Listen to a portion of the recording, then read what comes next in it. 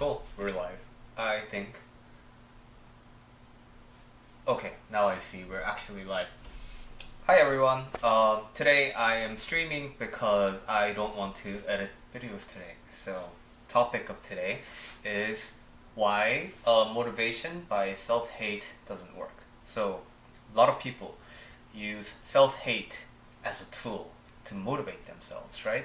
And there are people who it works for them. So if you're one of those people and self-hating yourself to making changes into your life works, then good for you. You don't need this video. But if you tried hating yourself and you tried motivating yourself this way, but it just doesn't work, I want to give you a better option. But in order to do that, need to have you understand why self-hatred is such a toxic thing, and also why we keep coming to it. So, when you hate yourself, number one is the hate feels a little bit healing. The hate feels a little bit absolving. Why that is I don't think so. People don't hate themselves out of the blue. It's a learned behavior. You either learn it from adults around you when you were a child, or authority figures like teachers, or religious people, maybe people in your church or temple or whatever, right? You shouldn't behave that way because, oh, you're too loud, you're too obnoxious, oh, you shouldn't be that way, why are you so stupid? These are things that sadly people tell their children a lot just for being themselves. Now, when you're a kid, you of course want to be a good child. You want to be a good son, you want to be a good daughter to your parents. So when you mimic and when you echo their beliefs, you feel like you're doing good. So mom wants me to clean up my room. So when I do clean up my room, I feel like a good child. So that's good. My dad wants me to do the dishes every night, and when I do, I feel like a good person because I'm following what my parents told me. So in a very twisted way, when you notice yourself being kind of a disappointing person, when you notice yourself sucking to a degree where you don't like it, when you start applying that hate towards yourself, when you start to say the things you heard from adults when you were a child, when you mirror that to yourself, you start feeling better because by pointing that out, by pointing that finger at yourself, you're echoing what you heard from your authority figures. Therefore, you start feeling like a good person. So, the self-hate, the ritual of it, it has a bit of a healing quality, which is very twisted and sad, but it does when you understand that it's just mirroring what you learned as a child.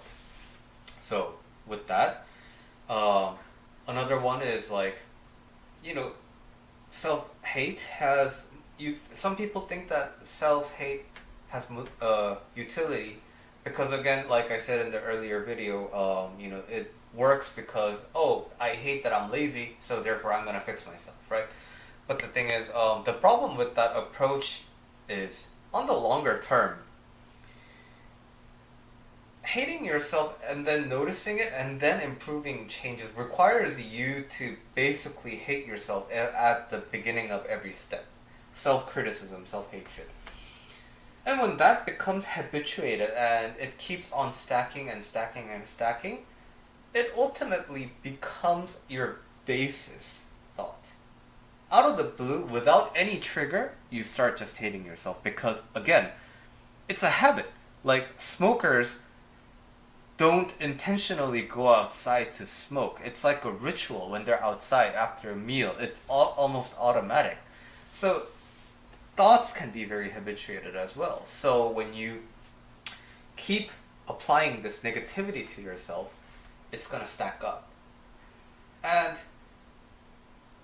even if you see good results by criticizing yourself, the thing is, you're constantly working against yourself.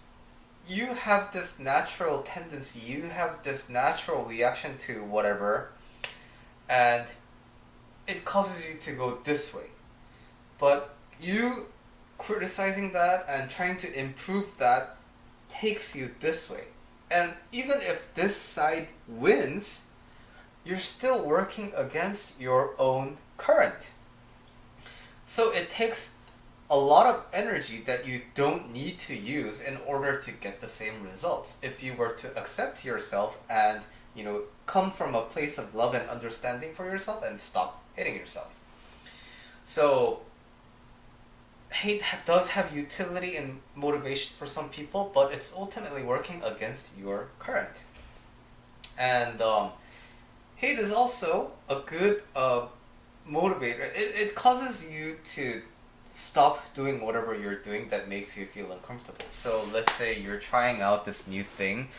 You're trying to be more adventurous. You're trying to be more social. You're trying to do all these things. And then you start feeling bad, and then you feel demotivated, and then when you start hating yourself, you really talking yourself down. You're really telling yourself, hey, don't do this. This sucks. So it keeps you safe from feeling bad. Because, when I do this, I start to hate myself, so I'm not going to do it. So you stay away from the things that make you uncomfortable. So hate has utility and motivation. Hate feels good because you're mimicking what you heard from your adults, and it causes you to stay away from the things that make you uncomfortable. So those are like the three kind of seemingly good parts about self-hate. But now, why that doesn't work is, again, I explained this in point number 2, but like you're always working against yourself, and it really starts out with the base assumption that there is something wrong with you. So you're basically pathologizing yourself. You are comparing yourself against this norm, healthy norm, standard that doesn't really exist in the world. And then you're always seeing yourself as an aberration. You're always seeing yourself as a statistical outlier. You're seeing yourself as an anomaly. You're seeing yourself as something that needs to be fixed. You're seeing yourself as something that's broken. And I just really need you to know that that's bullshit. Yes, can you have tendencies that are violent? Yeah. Can you have tendencies that make you feel lazy? Yeah. Can you have tendencies that make you feel really addicted to things? Yeah. Can you have tendencies that make you have no self-control? Yes. But you don't have those tendencies for no reason. Those tendencies that you don't like about yourself are there for a reason. Smokers smoke because it gives them a specific kind of a consolation, specific type of the sensation in the neck. Drinkers drink because drinking and letting your brain loose gives them a certain utility that they cannot get from things that are not alcohol. Violence too. When you start being violent, it addresses this really base urge inside of you that nothing else can really satisfy. By constantly telling yourself that you shouldn't be this way, you shouldn't act this way, you shouldn't think this way because it's wrong, you're never really addressing the deep reason why you should, why you have that tendency in the first place. So, I invite you today to just, when you have the thing that you want to fix about yourself, when you have the thing that you hate about yourself, really observe, why do I do that? If self-hatred is the thing, ask yourself, why do I hate myself? A lot of things can be illuminated by just asking the right questions. What need or what internal lack is being addressed by this self-hatred or this negative behavior. When you truly understand that, that's when the changes start happening, because you can start to address that in other ways.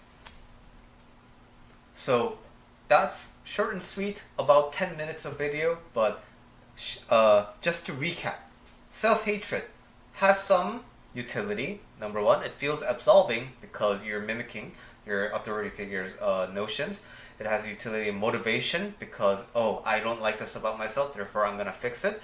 And it causes you to stop doing things that feel uncomfortable to you. But these are all things that come from the assumption that there is something wrong with you, and you're always working against your natural tendency, which is never being addressed by continuing to treat yourself as a problem.